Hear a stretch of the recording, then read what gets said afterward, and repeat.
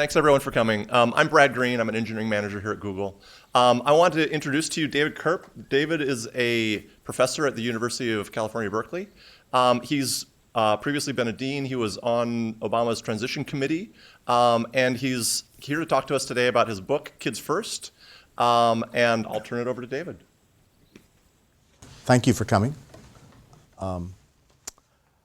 The inspiration for this project, which is an attempt to think about what you'd want for kids in a society that thought seriously about kids and wasn't thinking pipe dream expenses, came from out of my time that I spent on the transition team.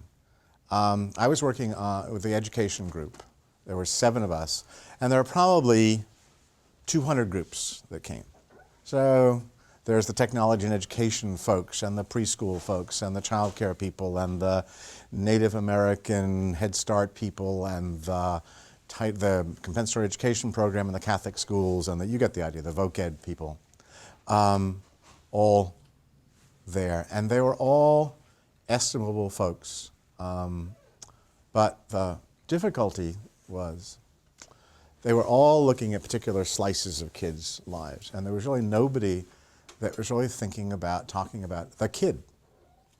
So I wondered, putting on my policy wonk cap, what would a policy look like? What would a system of supports for kids from, from crib to college or vocational training look like? And so I traveled around the country, had a little bit of money, and I saw some amazing programs in the most unlikely places. The highlands of the highlands of New Mexico, and the middle of the barrio in Los Angeles, and Washington Heights up at the sort of tip of Manhattan, a tough neighborhood. And one of my favorite programs was a preschool in a neighborhood in Chicago that was so tough that there was barbed wire around the playground to protect the kids when they were there. And they were great programs. But the problem is they were programs. They weren't systems. And that, to this audience probably makes particular sense. If you were lucky enough to be in a certain place at a certain time and be eligible for a certain activity, that was great. But a lot of folks weren't.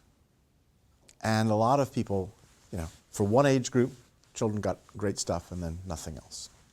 So you might be a poor single mom and your first child, and you sign up for something called the Nurse Family Partnership. Great, famous program. A trained nurse comes to you once a week, a lot of work on child development, helps you be a better parent. Second birthday comes, the nurse and the mom and the kid blow out the candles and the nurse is gone. And there you are. There you are, a mom without any of that support. And then comes your second child. And those of you who've had kids or can think about siblings will know that, second child, first child, often very different. Program says, sorry, we only look at first kids.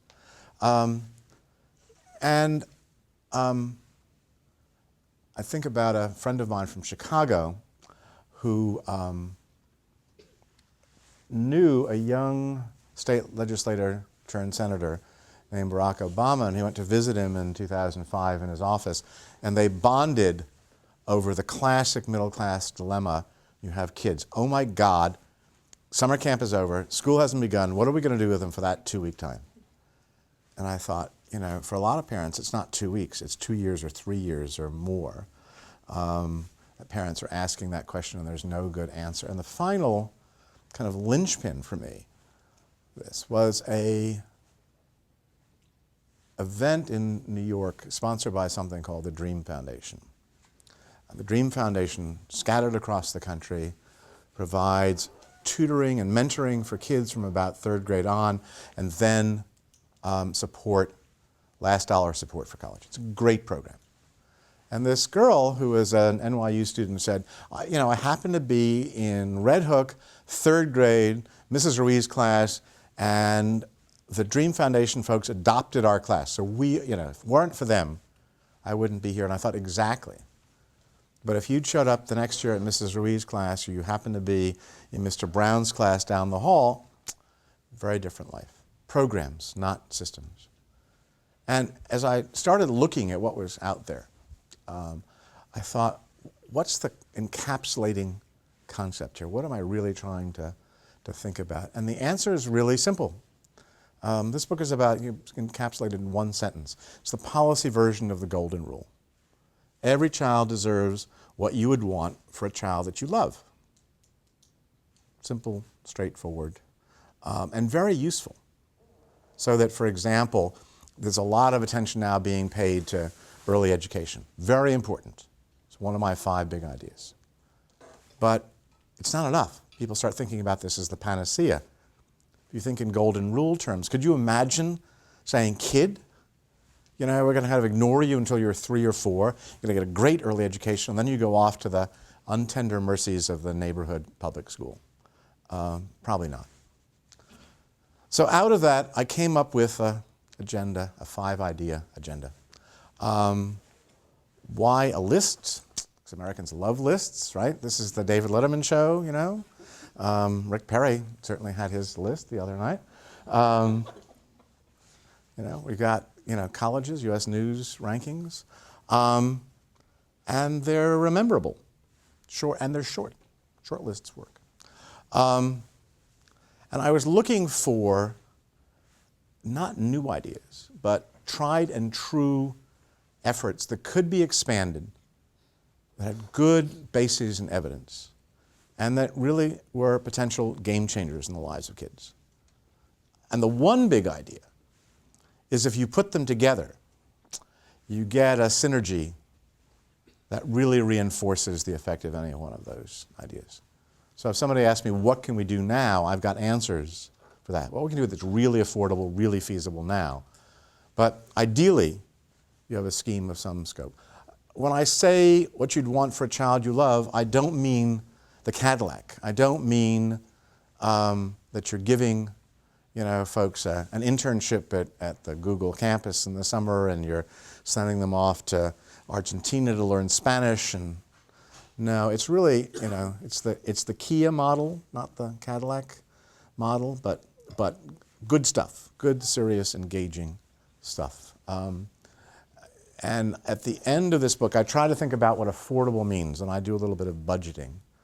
And the easiest way to understand that budget is if I don't know what the quarterly profits are of Google. That might be a better example here. But if I had a year's worth of Exxon profits, I'd be halfway toward fulfilling this agenda. So what's on the agenda? 5 items. First, strong support for parents. I don't know a parent who says, I've got it licked, I don't need to talk to anybody, I know everything there is to know about parenting. And we know how important parents are in kids' lives, not just at the beginning, but all the way through their lives. And we actually do know some things now about what you can do to help parents be the best that they can be. And my favorite system, and occasionally I'm going to reference particular programs, there are a bunch of good programs, like the Nurse-Family Partnership that I mentioned before. They're small. My favorite system is called Triple P, Positive Parenting Program. It exists actually here in San Francisco, in Mendocino. It's sort of scattered around the country. It's, in policy terms, though, one of the world's best kept secrets. And it looks like this. First, for 20 years, the developers of this program asked parents, what do you care about? What are the issues you care about? My kid can't sleep, my kid can't eat, my kid cries, my kid won't listen to me, having trouble in school, fighting, etc. And then try to develop strategies for addressing those issues, and then tested them. And although the deviser of this program is a psychologist, he was not interested in one-on-one strategies. He wanted to reach parents where they were. And so he then turns to everybody to whom a parent might go. The minister, the social worker, the principal, the teacher, the pediatrician. Says, I'll give you training in these programs. It's 10 sessions for a basic program if you want to learn about, helping a parent cope with a developmentally delayed child. It's another special program. Training is free. And then you go out there in the community, you've got this toolkit. It's a little bit like doctors who go off, every year for, a week or so of retooling. It's that same kind of effort. Then they do a lot of social marketing to get parents aware of what's happening. So the minister says something to them. You go to the principal to talk about your child, and the principal says, by the way, there's this program that's available if you're interested in doing it. And the program is whatever the parents want. It's everything from pick up a pamphlet to participate in a 10-week course to, on some occasions where you've got a really difficult problem, it's some one-on-one or small group work. And the data is amazing in terms of what the impact is. When they look in this country, the Centers for Disease Control did an evaluation of triple P, and the units of comparison were 11 rural counties in South Carolina that got triple P and 11 others that didn't. So that's a huge kind of population base. And because the CDC was concerned about abuse and neglect, and it was interested in two measures: hospitalization of kids in foster care placements, both indicia of parents' abuse and neglect. Big, big differences between those communities. And they would have been bigger still had triple P been allowed to use TV ads, which they couldn't because the TV ads would be seen across counties. This is new. And all of, anything that I'm saying is a kind of quickie rendering of what's in Kids First, which you're getting at an amazing bargain price. I couldn't get the book at the price that you have if you're sitting right outside. So that's, strong parenting. Item 2, really good early education. I doubt that I have to say a lot to this group about why early education matters, about how important early brain development is to kids. I do want to say that it's not what goes on in an early education program, a good early education program, isn't like pouring, a pitcher of water into the pitcher of knowledge into the empty vessel of the kid's head, the common metaphor. Kids are not empty vessels. They really are explorers. At 45 minutes, they're looking around the room and they're beginning to recognize who's there, 45 minutes after birth. And at 3 and 4 years old, those of you who've seen and spent time with those kids, they really are curious about everything.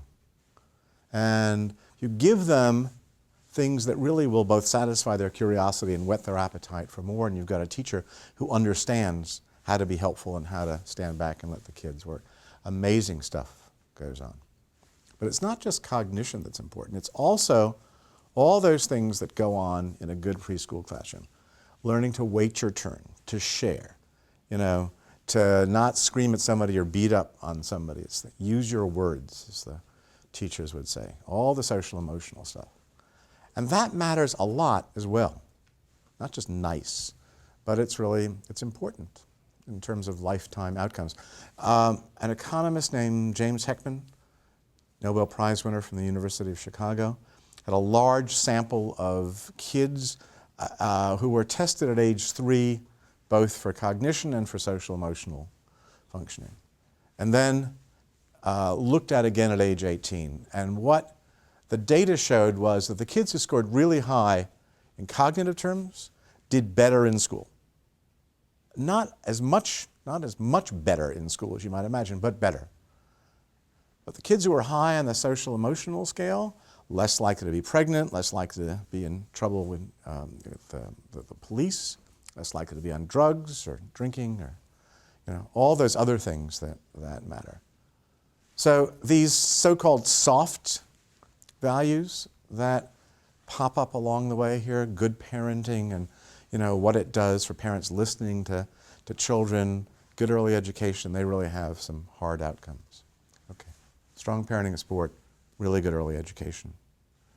Then 3, connecting academically rigorous education with all the resources of the community surrounding them. We are currently stuck in a debate that I sometimes describe as waiting for Superman versus Diane Ravitch. Diane Ravitch wrote a bestseller about how don't blame, it's not just the schools, it's all the surrounding concerns of the sort of social issues that arise in them. And there's Waiting for Superman, which basically says the schools are the enemy, the unions are the arch devil, and charter schools are the answer. And that conversation, is it all about blame the teachers, get better teachers in school, look, hold them responsible, and they'll produce better reading and math scores, or is it, social conditions, the difficulties of life in the inner city? And the answer, of course, is both, right? I mean, it's just a silly kind of conversation. There's nobody out there who doesn't think an academically rigorous education, just take that image of Lewis and Clark and carry it on through. Children as problem solvers. All the things that you're asked to do when you're working on the job, the problems you need to solve, just imagine them applying across the curriculum. That's what you want. Nobody would disagree with that. But it's also the case that the model of school that says you show up at 8, you leave at 3, you come 180 days a year, just doesn't work anymore for many, many kids, not just poor kids, but middle-class kids as well. Right?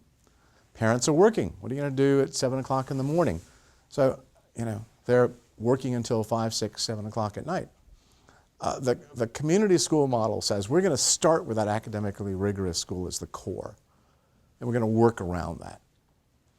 So there are programs, it's a hot breakfast in the morning, and teachers are there to help kids with their homework. After school, all those things that have been squeezed out of the public schools because of the high stakes testing in literacy and numeracy, all those things you don't get very much of go on after school. So science and history and social studies and art and music and gym. Gym is really interesting. I discovered that the typical school now has a gym class 1 day a week. Well, we also have an obesity epidemic. Somebody has failed to put those two parts of the puzzle together. But you want all that kind of activity going on after school for kids. You want to figure out a way of engaging parents. You also want to bring the health services into the schools.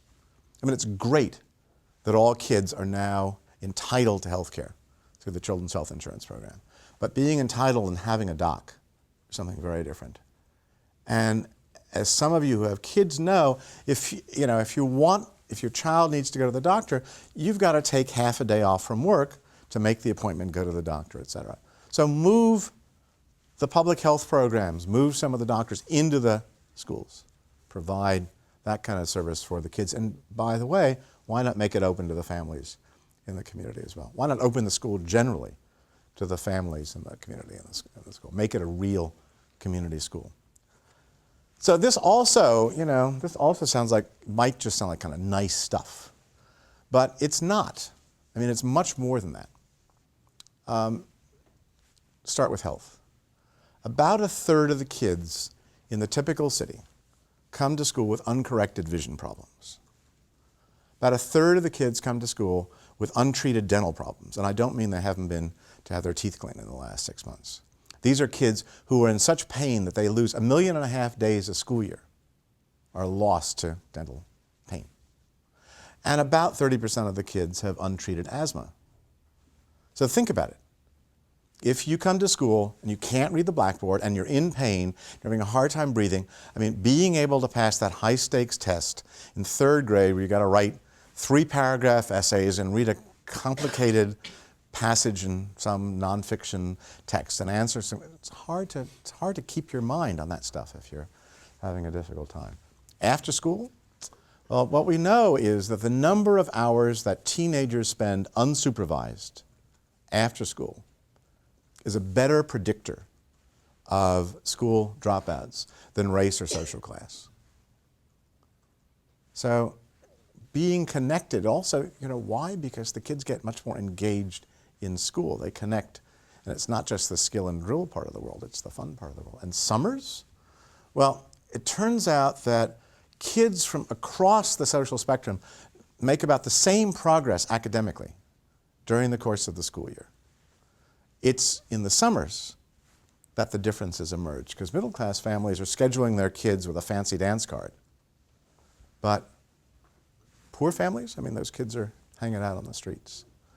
So that's strong parenting support, good early education, connect school and community. 4, get a caring, stable adult, a champion in kids' lives. When I would talk to people who work with kids, I would hear this phrase, caring, stable adult, so much that I thought maybe this is it's a talking point, right? Somehow like, but it's not. You think back on your own lives and how you got here.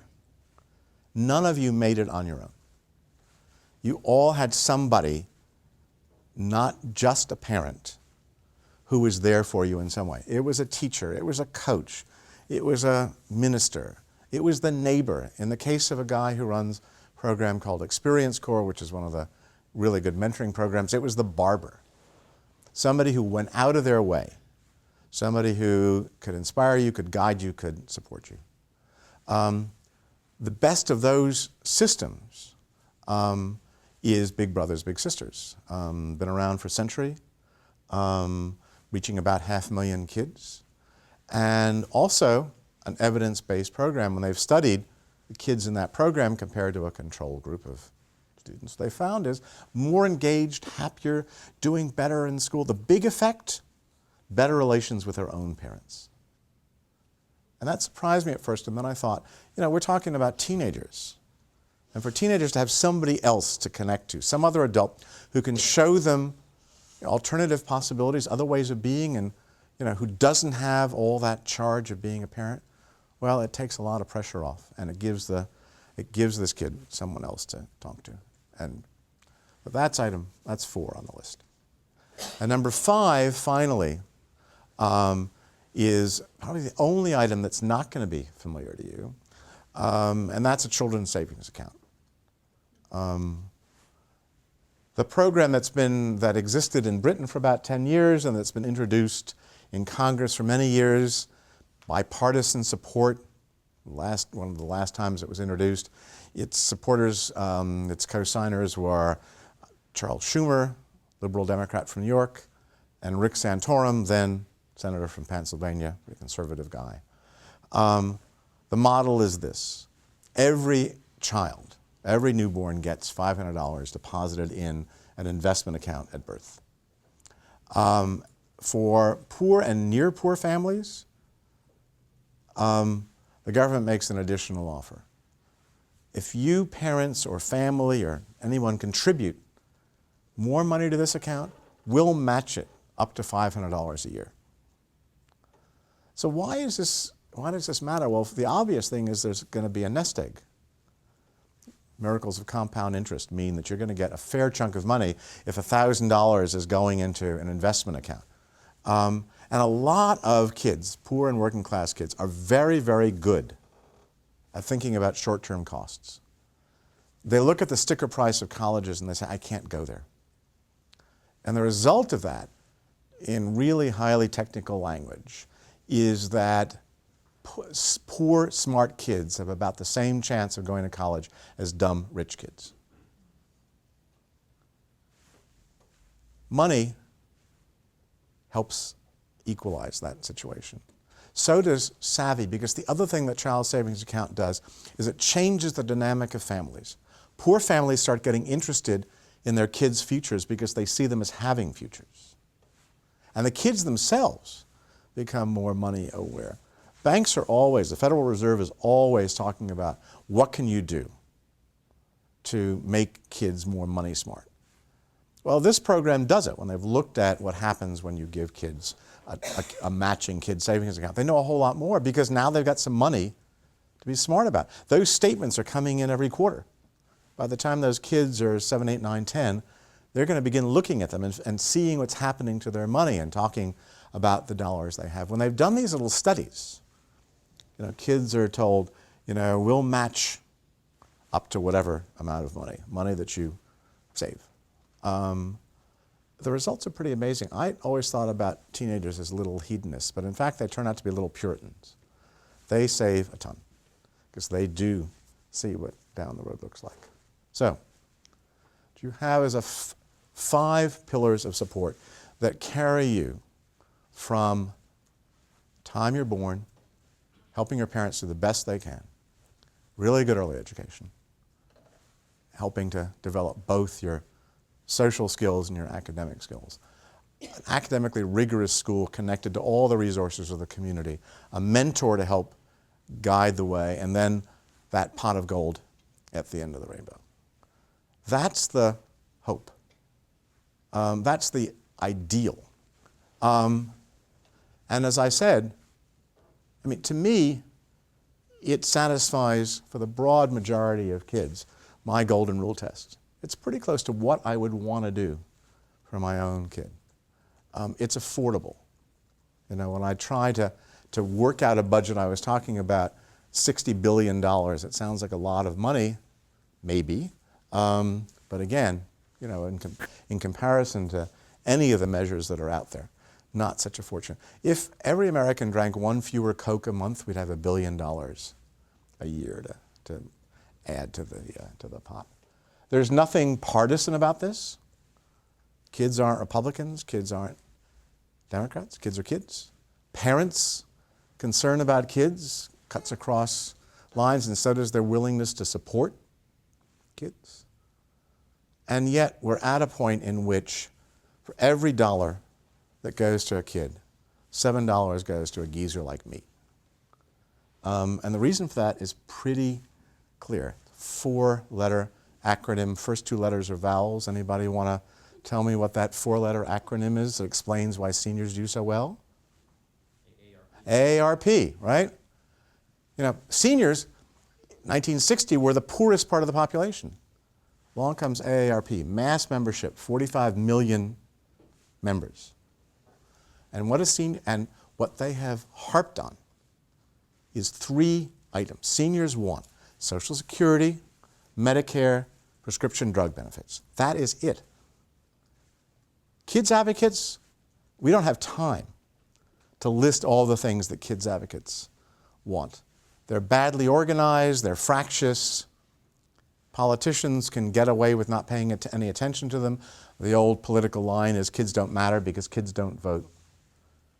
And until there's some effort to organize all the folks who are engaged and involved with kids in an effort that even vaguely approaches the AARP, unless there's some way to nudge the political system into rethinking its priorities, investing in the next generation, and enabling families to be the good stewards that they want, you know, then this becomes nothing more than a nice conversation. And I say that with particular poignancy here because this is a group that, you know, is interested in reshaping the universe in various ways and has a set of tools that can be put to use in the interests of kids. And I hope that happens. And we can talk more about what that would mean. But let me stop now and invite comments, questions, thoughts, puzzles that you might have. Yeah. So I wonder, do you know about how was AARP successful, and what would stop, for example, a group of parents? You know, did it require seniors who had a lot of money to kind of create this, and benefited people who didn't have as much money, or? Yeah, it's an. Could you repeat the question on the mic? Yeah, how did the question is how did the AARP make it, which is a great question. And the answer is that a group of organizations got together, agreed on a platform, and decided on a model which was, we're going to be a mass organization, $15 a year and you're a member of the AARP. You don't have to do anything. So when this organization starts growing into the millions, when it shows up at the bargaining table, people pay attention. You will notice that despite all the brave talk about cutting entitlement programs, which means cutting Social Security and Medicare, it hasn't happened. And you know, when a Republican congressman was endorsing serious Medicare cuts and transfers and was kicked out of office in Buffalo this past spring on that issue, people paid attention. So the agenda is simple, the organizing principle is clear, the institution mushrooms over a period of time. It would take kids advocates sitting down at a table and being willing to put aside adult egos. Really tough to do. My program, my program, my program. And saying, okay, for this year, this is what we're going to focus on. And it can be in Washington, it can be in Sacramento, it can be in Mountain View, wherever. And these days it's probably easier to, even despite the state of the economy here, it's probably easier to look at the local level than it is to look at what's happening in Washington.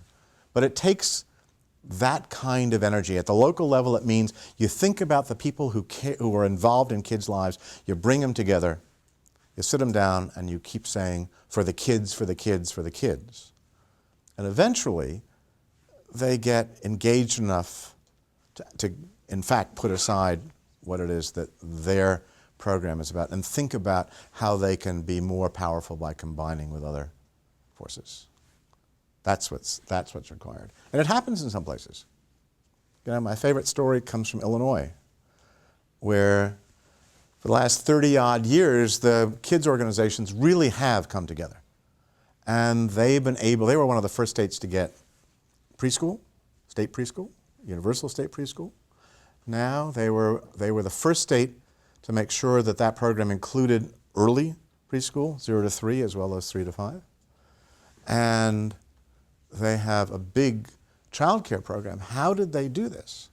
They did this in the way I'm describing. They get together, they fight it out, they come out and say, this is what we're about doing. Every year, they send about 30 or 40,000 parents. They bus them to Springfield, state capital, for Kids Day. And one mom from south side of Chicago buttonholes her state senator and says, so, Senator, how can we get more money for early education? And he said, I wish I could help you, ma'am, but there's nothing I can do.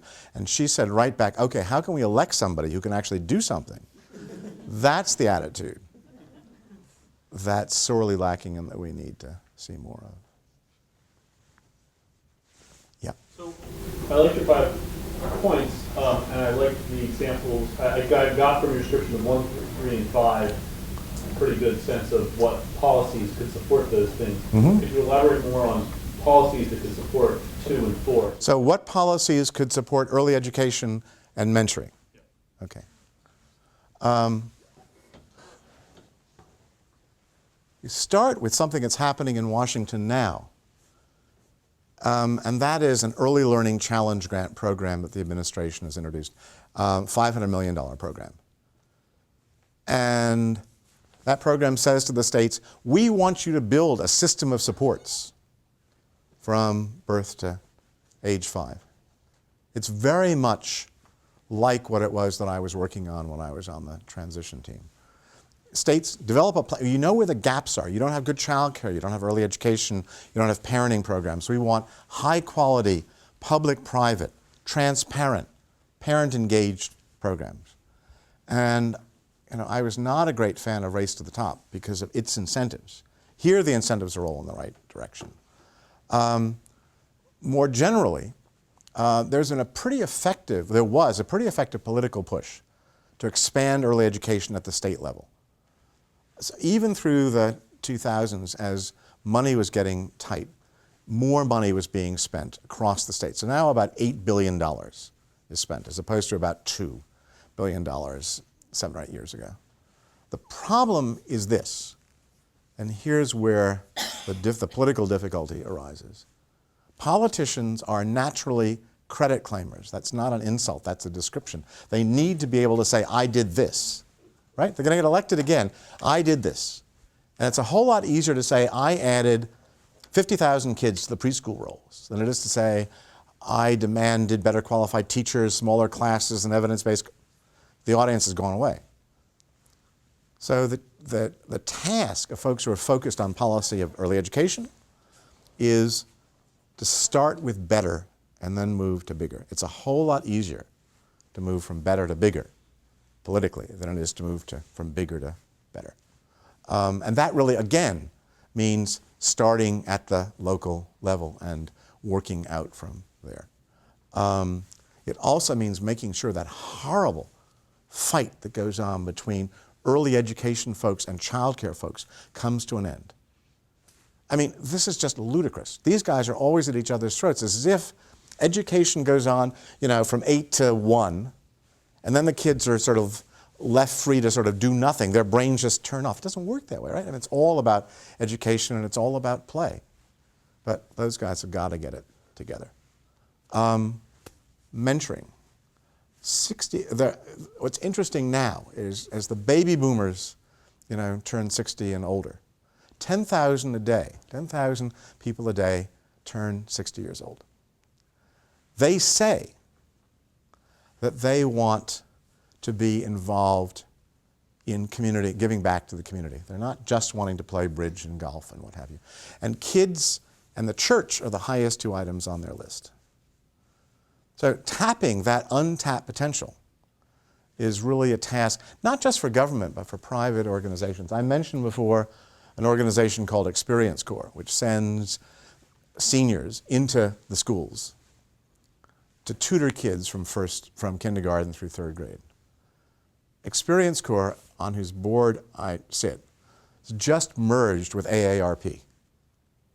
It's a great example of what I mean when I talk about taking a program and making it a system. Experience Corps is a lovely little program, 10,000 volunteers. If you think about the infrastructure that AARP has, we're talking about 100,000, in 5 years and growing. From AARP's point of view, they love it because they're now branded as selfish seniors. This is a way of doing well by doing good.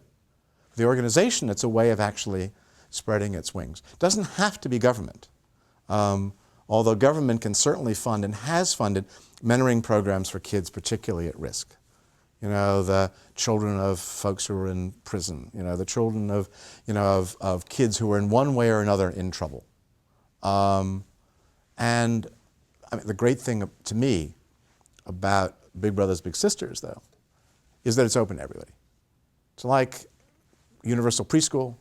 It's like good parenting programs. Anybody can sign up. It's not about the poor. It's not about them needing help. This is a book, this is a set of ideas that's meant to cut across the spectrum, the income spectrum. I spent a lot of time in my career thinking about poor kids and special needs kids and African American boys and their educational problems, so I get the importance of particular needs. I was a counsel in a case challenging a policy in Texas in which a child who spoke Spanish on the playground got suspended from school. It's only 40 years ago that was happening. But here I wanted programs that would reach systems, that would reach across the spectrum. For example, in terms of school readiness, we know that poor kids come to school, to kindergarten, well behind middle-class kids. What we don't know is that middle-class kids are as far behind wealthy kids when they come to school. And the numbers are bigger. So here's a program whose general thrust is what I'd call selective universalism. You focused first on poor families because their needs are going to be greatest. But you really do think broadly. I think it's politically much more feasible so that we're talking about us and not them. And I think it's ethically preferable to have a world in which we really are not thinking about just the poor, but we're thinking about what it is that the society as a whole could benefit from and needs.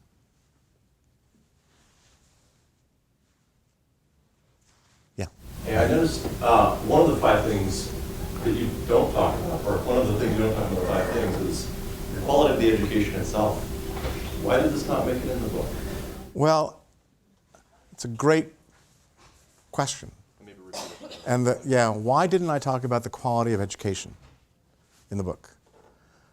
Because we're stuck in this sterile debate about what quality means. Is it all about accountability and test results and firing teachers and charter schools? Is it about giving teachers lots of supports, et cetera? There is a ton of stuff out. That's the conversation. And as I say, I posit in this book that rigorous academic programs are essential for kids, all kids. And I just, people pick an argument about that. I don't see that. If you can't solve the education problems of this country with charter schools, not with 60 million kids and 3 million teachers. You're just not going to be able to do it, whatever you think about charter schools. So you've got to work within public schools.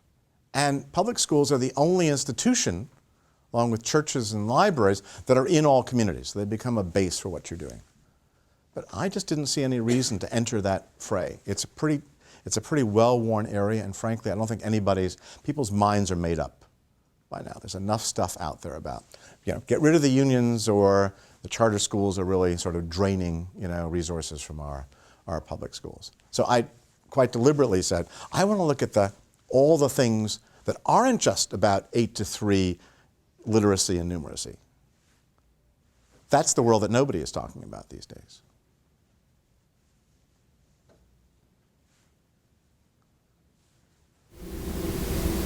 What your is there what would your pitch be to parents who can't send their kids to charter school, don't feel it's like, well, at least I want our kids to get the best education they can, don't feel I can save the whole world with kids, but perhaps if they had is there a pitch that you could make that would be worth their time to try to invest in a solution for more? I think it's hard. I think for parents it's tough. Parents are fundamentally conservative when it comes to their own kids. We have all sorts of great ideas for changing the society. For our kids, we see this narrow pyramid of what success looks like and all the failures along the way, or seeming failures along the way. We want to give kids every advantage. I think if you look inside public schools, and I'm spending a lot of time these days in a poor urban Latino school district just outside of New York City, most crowded city in the country. Those schools satisfy my golden rule test. And I found brilliant teachers there. So one of the things I'd say to parents is check your prejudices, walk into the public school, see what's going on. The other thing I would say is your child is going to be exposed not just in the 8 to 3, 180-day year, but all the time to ideas, and there are books in the house, right? You're having conversations at the dinner table. You listen to middle-class families when they're on Muni in San Francisco talking to their kids. They're always talking to their kids. What's that out there? What do we call that? Do you like that? It's always education going on. So I think people fetishize, the elite schools. Certainly when it comes to preschools, you do not need to spend $25,000 a year to get a good preschool education for your kids. And I think that's kind of the sort of hype danger hysteria. I think it's hard to ask parents, particularly parents of young children, to get very politically engaged, because their lives are consumed with making a living and raising their children.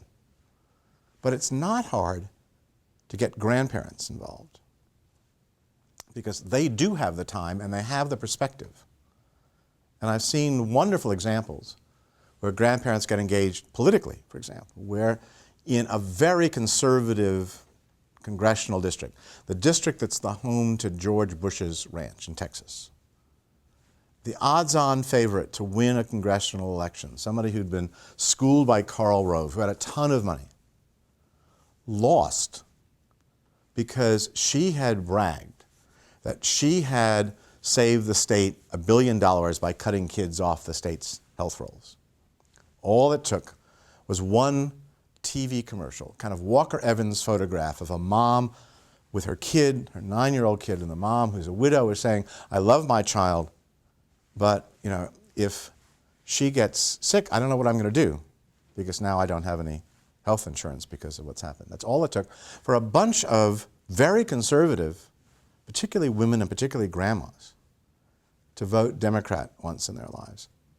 So again, this is not a partisan pitch. This is not a partisan set of ideas. I think the Republicans would expand their appeal enormously if they realized how broad-based the support is for kids' programs. But for people, who are either, in their 20s and not yet having families, or people who are in their 50s and 60s and their kids are out the door, there's lots of room for supporting this. There are also all those folks who work in kid-serving organizations, the social workers and the teachers and the librarians and the nurses, et cetera. They're all, involved in kids' lives. And they're doing amazing work. But if they could also be thinking in policy terms, in politics terms, and not just what I'm doing in the classroom, with a little bit of their lives, they'd make an enormous difference in the conversation. Did I see a hand back there? Yeah. So, what can individual people do at the national level to support things like this? Are there charities to donate to? I mean, obviously some people will end up spending a lot of time getting really involved, but for all the rest of the people who aren't going to devote their lives to this, right? What can be done to help support? I think the most useful thing to do, and I'm thinking aloud, this question, is to get involved. If there's a political campaign for a national office, particularly Congress, that pits somebody who's got a record of being effectively anti-kid against the challenger, to be engaged in that campaign is hugely important. The reason for that is pretty simple. Politicians are risk-averse folks. They see a few politicians go down to defeat on kids' issues, they're going to change their tune. So to take the aftermath of my Texas story was the Texas legislature convenes that January, and the first thing it does is to restore those kids' health cuts. They got it. So that would be sort of idea number one. And I would, when it comes to organizations, there is nothing that really spans this terrain. So I would say you look for groups that are doing either good substantive work, good research work, or good policy work on behalf of particular groups of kids. I think that beyond the political universe, people's energies are much better focused at the state and local level. Because that, right now, given what's happening, the kind of circus of Washington, things are much more likely to happen, in Mountain View than they are in Congress. So, and I hope that happens. And I hope, it's a good last question, I hope that you all think about ways that you can use the talents that you have and the talents this organization has to work for the interests of kids. These are, very crashly put, these are your future consumers, future users. It'd be nice if they were more able and adept at being able to play both of those roles. They're also your own children and your neighbors' children, so they matter on that basis as well. Thank you.